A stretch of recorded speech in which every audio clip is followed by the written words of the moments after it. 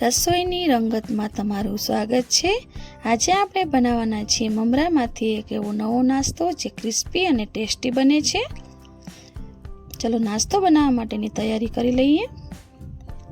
સૌપ્રથમ અહીંયા 2 બાઉલ જેટલા આપણે મમરા લેશું। મમરાને આપણે 2 પાણીએ સરસ રીતે ધોઈ લેવાના છે।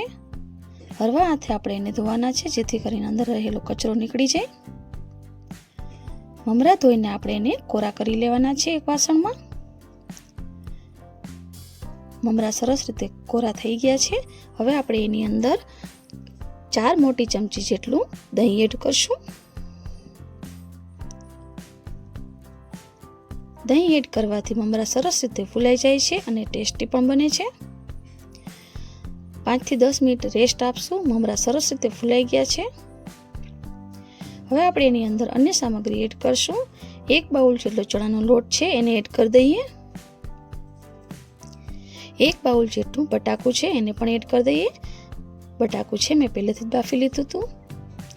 અડધી બાઉલ જેટલું કાચા બીનો ભૂકો છે એને એડ કરી દઈએ। અધકચરા ક્રશ કરેલા હતા આદુની પેસ્ટ, લસણની પેસ્ટ, મરચાંની પેસ્ટ, 3 પેસ્ટ છે એડ કરેલી છે। સફેદ તલ છે એને પણ એડ કરી દઈએ। લાલ મરચું પાવડર, હળદર પાવડર અને ધાણા જીરું પાવડર,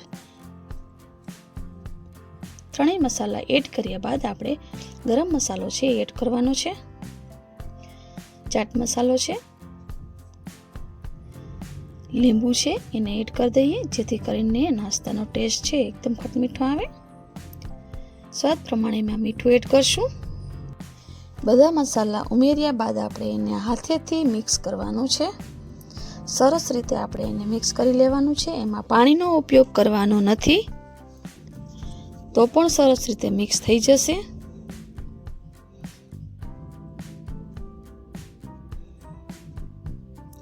મિશ્રણ તૈયાર થઈ ગયું છે। આ મારે ડુંગળી અને કેપ્સિકમ મરચાં રહી ગયા હતા એને એડ કરી દઉં છું। એને પણ સરસ રીતે મિક્સ કરી લઈએ।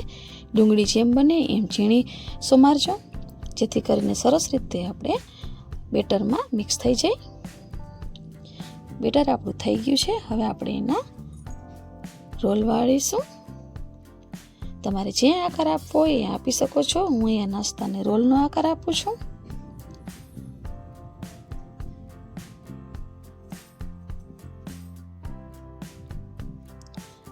પતલી સાઈઝના સ્ટીકી ટાઈપ રોલ બનાવી લેવાના છે।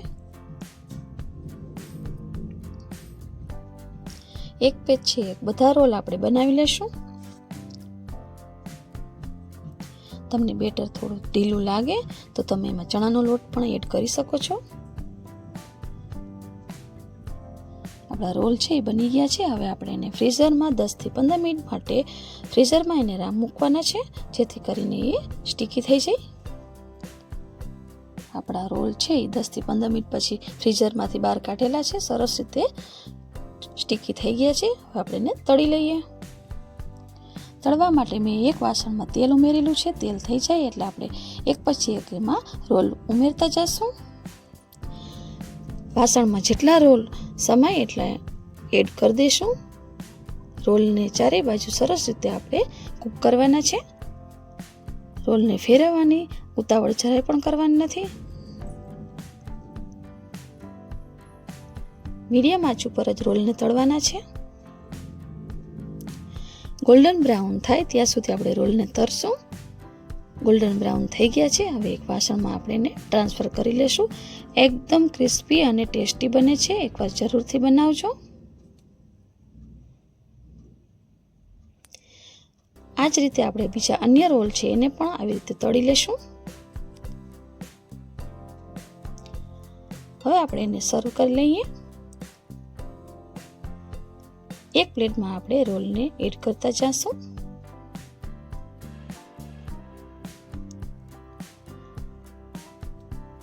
મમરામાંથી બનતો આ નવો નાસ્તો એકવાર જરૂરથી બનાવજો।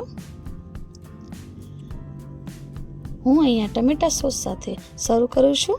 ઉપરથી હું લસણની ચટણી એડ કરીશ જેથી કરીને તીખો અને મીઠો બંને સ્વાદ આવે। આપણા રોલ છે એ બનીને રેડી થઈ ગયા છે. મમરામાંથી બનતા રોલ છે, એકદમ ટેસ્ટી અને સ્ટીકી બને છે. મારી ચેનલને લાઈક, શેર અને સબસ્ક્રાઈબ કરજો.